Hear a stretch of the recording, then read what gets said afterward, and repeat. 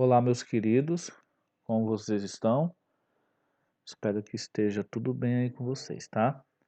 Vamos aí então continuar aí com nossas atividades e corrigir essa atividade revisional que vocês receberam por e-mail, tá? Então vamos aí já sem demora para a primeira questão. Então a questão 1 diz: Nesse momento começaram a feri-lo nas mãos a pau. Coitado desse aí, né? Mas nessa frase, o sujeito do verbo é.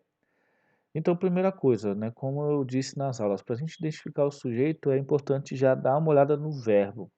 E o verbo é começaram, né?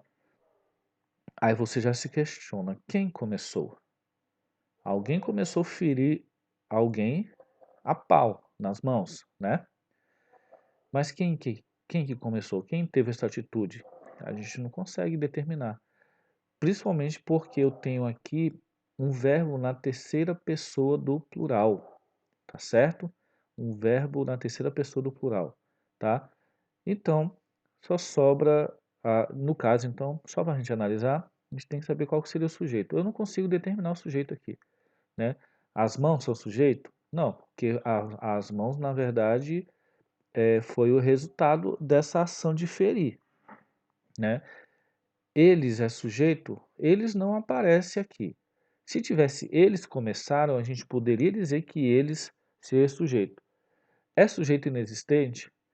Não, porque a gente, por mais que não consiga determinar quem é o sujeito, ele não deixa de existir. Não é, o verbo começar também não é um verbo impessoal. Nenhuma das alternativas? Não, né? A alternativa é B, indeterminado. Por quê? Porque eu tenho um verbo aqui na terceira pessoa do plural sem indicação de quem teve essa atitude de ferir alguém nas mãos. Tudo bem? Então, está aí a resposta, que é a letra B. A questão 2 diz o seguinte: assinale a alternativa em que há oração sem sujeito. Só para relembrar, oração sem sujeito só vai existir com verbos que denotam fenômenos naturais, o verbo haver no sentido de ocorrer, acontecer e existir, o verbo fazer quando ele tem relação com tempo determinado, né? Tudo bem? Ou com tempo ocorrido, tá? Então vamos aqui nas questões. Esperanças haverá sempre, tá? A pessoa poderia até imaginar que esperanças poderia ser sujeito, né? Mas vamos analisar o verbo haver. O verbo haver, ele ocupa o lugar do verbo existir. Se a gente trocar por verbo existir, poderá ser assim: esperanças existirão sempre. Tudo bem? Existirão sempre, né?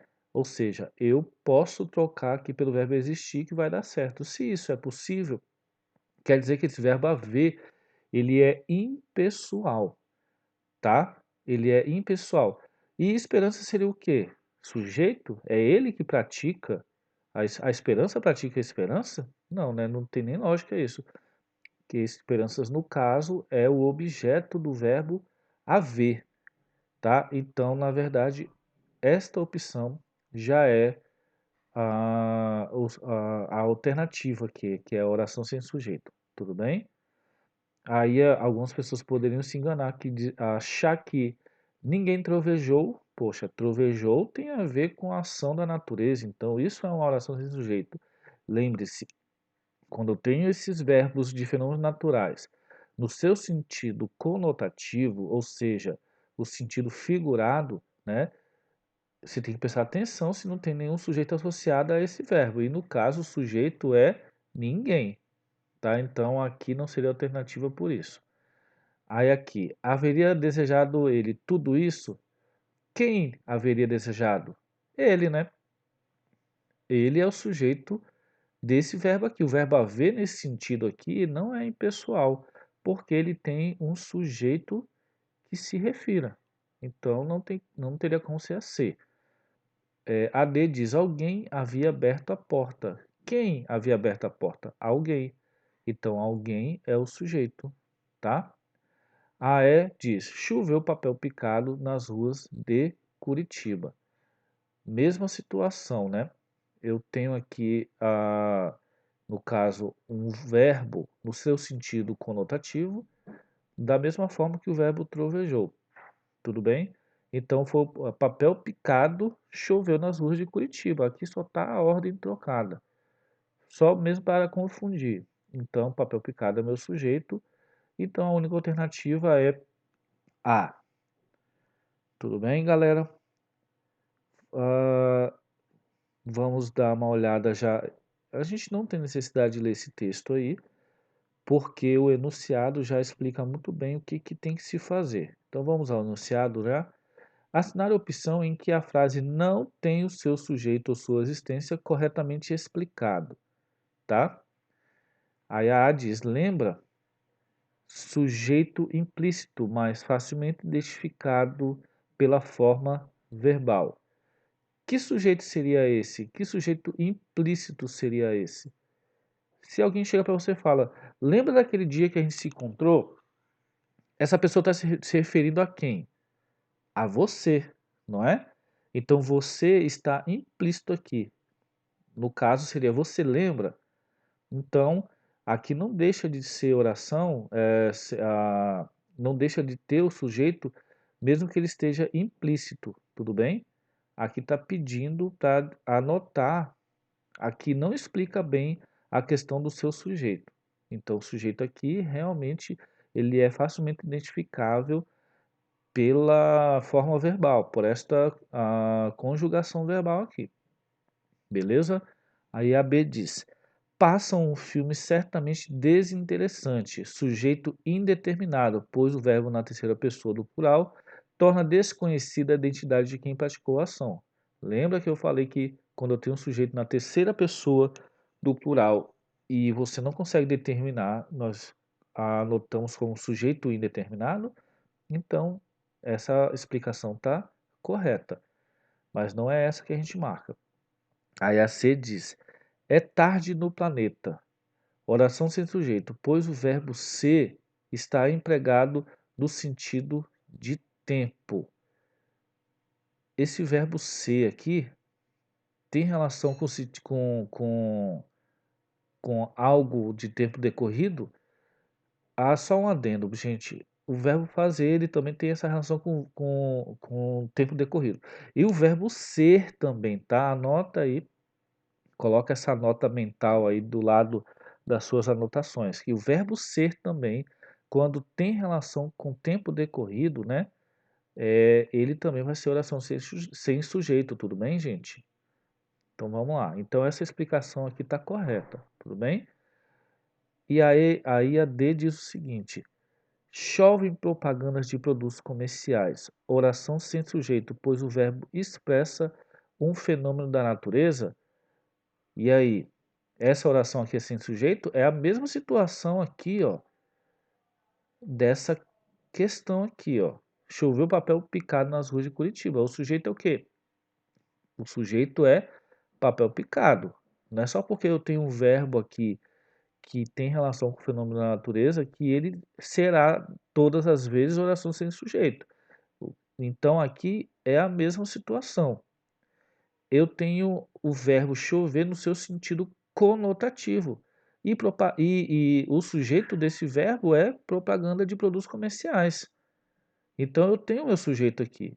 Isso não é uma oração sem sujeito. Então essa explicação aqui, ó, oração sem sujeito, pois o verbo expressa um fenômeno da natureza, está equivocada. E essa é a ordem que o exercício pede aí, né? De você marcar aqui não está explicando bem a questão do sujeito ou sua inexistência. Então já é a D aí a opção. E a E diz: e as pessoas tão inconscientes ouvindo uma musiquinha, sujeito simples, né? Quem é tão inconsciente?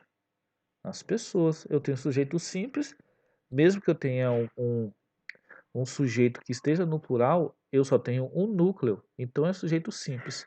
Então, tá, a explicação está correta. Então, a opção é D. Marca aí. Então, vamos para 4. 4 é bem facinha, não tem muito perrengue. Os homens me surpreendem. Quem surpreende?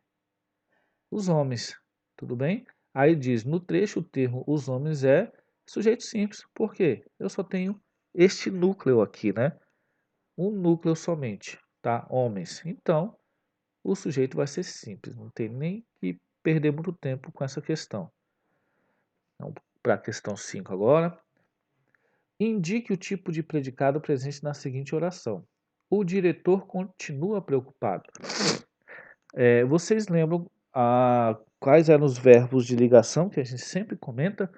Tem até aquela musiquinha bobinha que eu criei para vocês. Ser, estar, ficar, andar, parecer, permanecer, continuar. Opa, continuar então é um verbo de ligação. Se ele é um verbo de ligação, eu tenho uma característica do sujeito, quer dizer que isto é um predicado nominal. Tudo bem? O diretor continua preocupado. Verbo de ligação, característica do sujeito, que é o predicado. Então eu tenho um predicado nominal. Para quem não lembra, os predicados nominais são aqueles que na maioria das vezes eu vou ter um verbo de ligação com a relação da característica do sujeito.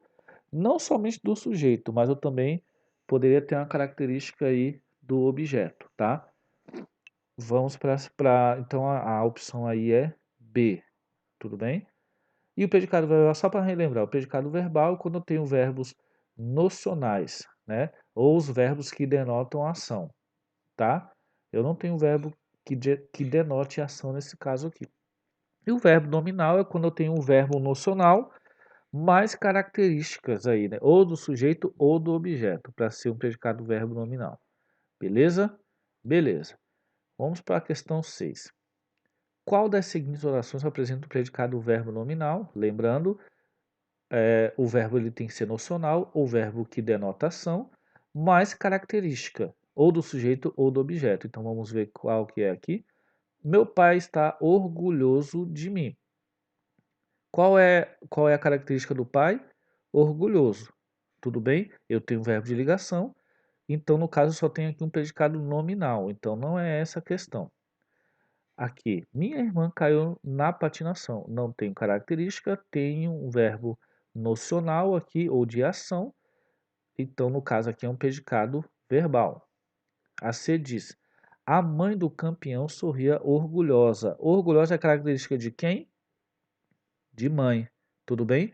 Só que eu tenho um verbo nocional, que é um verbo de ação, tá? Então essa opção aqui é a correta, é um predicado verbo nominal. Então vocês marquem aí a C. Aí aqui diz, os funcionários pediram aumento. Pedir é um verbo nocional e aumento não é característica de funcionários. Então aqui eu só tenho um predicado verbal, tudo bem? Então a questão 6 aí é a C. Vamos lá, questão 7. Classifique os verbos em negrito quanto à sua transitividade, né? Se ele é verbo transitivo, se ele é verbo intransitivo, se ele é verbo transitivo direto ou indireto, tá? Então nós temos que analisar. Então vamos aqui observar. Daremos está em negrito, tá? E nós temos que analisar a transitividade desse verbo. Quem dá algo, no caso auxílio necessário, a alguém, que é moça. Então, auxílio necessário é o meu objeto direto e a moça é o meu objeto indireto. Ou seja, este verbo ele é um verbo bitransitivo. Então, ele é verbo transitivo direto e indireto ao mesmo tempo, pelo menos nesse contexto aqui. Tudo bem? Então, está respondido aí. A B diz: a aprovação conquistei após muito estudo. Ou seja, o verbo conquistei está em negrito. Quem conquista, conquista algo. Então é um verbo transitivo direto. Tudo bem? E o que conquistou? A aprovação. A aprovação é objeto direto. Beleza? A C diz: o trabalho produz a riqueza. O verbo é produz, né? Quem produz, produz algo ou alguma coisa. Então o verbo produz é verbo transitivo direto. Beleza? A D. O cão obedece a seus instintos. esse verbo obedecer tem que tomar muito cuidado com ele, porque muita gente usa esse verbo como se ele fosse transitivo direto. Ah, você precisa obedecer o seu pai, né? Tá errado. A forma correta, a regência correta do verbo obedecer sempre é com o verbo transitivo indireto. Você precisa obedecer ao seu pai, tá? Então, no caso, o verbo transitivo, o verbo obedece é transitivo indireto. Obedecer aqui é uma preposição a seus instintos, tá? A E diz: as pessoas gritavam. Bom, quem grita, grita, né? Pode ser que grite alto, pode ser que grite um pouco mais baixo ou estridentemente. Ou seja, a gente pode colocar aí várias formas de como essa pessoa gritou. Então, isso nós chamamos de advérbio, né? Essas formas que as pessoas vão gritar. Lembra que eu falei que o verbo intransitivo é aquele verbo que a sua ação vai recorrer somente sobre o agente? Então, a pessoa grita, essa ação vai refletir somente em quem está gritando. Por isso que é um verbo intransitivo. Beleza? Então, respondida aí a questão 7. Vamos lá. Questão 8. Julgue as alternativas em verdadeiro ou falso em relação à transitividade verbal nas orações abaixo. Então, a gente já analisa de cara logo aí esses verbos. O verbo gostar, quem gosta, gosta de algo ou de alguma coisa. Então, o verbo gostar é verbo transitivo indireto. Chamei um mecânico. Quem chama, chama algo ou alguma coisa, né? Verbo transitivo direto. O pneu furou. Percebam, furar, esse verbo ele pode ser transitivo direto, né? Porque, por exemplo, a vizinha furou a bola. Nesse contexto, o verbo furar vai ser transitivo direto. Tudo bem? Por quê? Porque a ação da vizinha está refletindo em um objeto que seria a bola. Mas neste caso específico aqui, né, que o pneu furou, perceba que essa ação só refletiu sobre o próprio sujeito. Se isso ocorre, trata-se de um verbo intransitivo. Beleza? Aí, entregou os documentos ao juiz. Então, é um verbo bitransitivo, porque quem entrega, entrega algo, os documentos, a alguém, ao juiz. Os documentos seriam objeto direto e ao juiz, objeto indireto. Logo, este verbo vai ser transitivo direto e indireto. A alternativa que traduz isso diz o seguinte: a 4 possui um verbo transitivo direto e indireto, acabei de falar isso, e a 2 possui um verbo transitivo direto. Verbo transitivo direto. Então a opção C é a correta aí. Beleza, galera? Assim, aí as outras vão ser falsas, né? Ah, não vamos. Desculpa, gente. Aqui não é de alternativa, é de analisar, né? Para julgar. Ó, o professor já pisando na bola aí. Aqui a gente tem que julgar as alternativas, tá?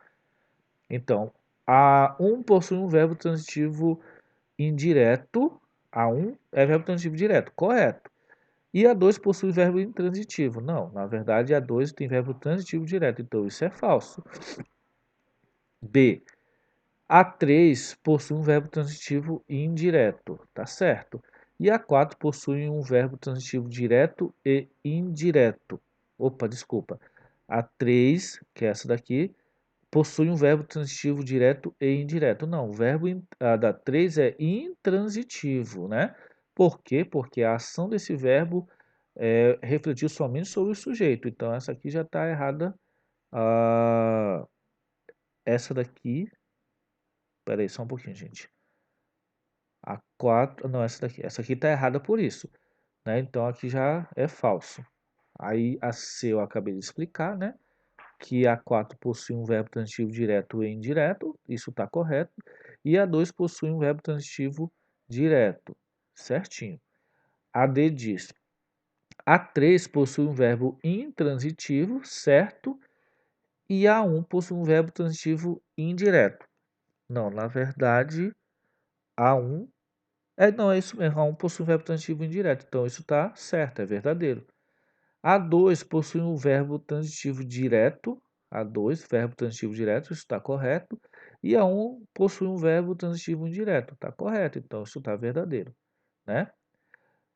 A 2 possui um verbo transitivo direto. A 2, verbo transitivo direto está correto. E a 4 possui um verbo transitivo direto e indireto. Tá certo. Então, é verdadeira essa alternativa. Tudo bem, gente? Desculpa a confusão aí, tá? Quem não entendeu, volta aí para dar uma olhadinha nessa explicação de maneira melhor. Então, analise as sentenças abaixo e marque A frase que possui predicativo e B, a frase que apresenta o adjunto nominal. Lembrando, para ser predicativo do sujeito, essa característica tem que estar no predicado e fazendo referência ou ao sujeito ou ao objeto. Tudo bem? Então, e adjunto adnominal o quê? Adjunto adnominal, na maioria das vezes, são os adjetivos que estão acompanhando o substantivo, né? Mas não somente adjetivo é adjunto adnominal. Eu tenho adjunto adnominal como os artigos, os numerais, né? Os pronomes são também adjuntos adnominais, tudo bem? Tudo que fica junto ou que faz referência ao substantivo, nós chamamos de adjunto adnominal, tá? Então a A diz, o garoto parecia assustado. No caso aí, a característica assustado faz referência a garoto, só que percebam, ela está no predicado. Se está no predicado, quer dizer que isto é um predicativo do sujeito, tá? Então a gente coloca A, predicativo do sujeito. A B diz: o garoto assustado deixou o colégio. Percebam, no predicado não tem nenhuma característica do sujeito, porque essa característica está associada ao sujeito imediatamente. Tudo bem? Então, se isso acontece, na verdade, isso é um adjunto adnominal. Então, a gente põe aí como B. A C diz: Márcia continua aflita. Aflita é característica de Márcia, tudo certo? Se é característica de Márcia, isso é um predicativo. A gente põe letra A. Os alunos aflitos terminaram o simulado. Percebam, terminar o simulado neste predicado não tem nenhuma característica do sujeito. Ou seja, aflitos está imediatamente após o substantivo a que se refere. Então é um adjunto adnominal. Por isso que a gente põe letra B. O filho assustado abraçou a mãe. Percebam, aqui nesse predicado não tem nenhuma característica. E a característica de filho está imediatamente após ele. Então, assustado é o meu adjunto adnominal. E por isso que a gente põe B. Tudo certo aí, gente? Vamos então finalizar aí essas explicações, né? Na questão 10. Analise atentamente as orações que seguem, tendo em vista os termos em destaque e em seguida atenha-se ao que se pede. Aí o professor irritado deu uma advertência ao aluno. Irritado, o professor deu uma advertência ao aluno.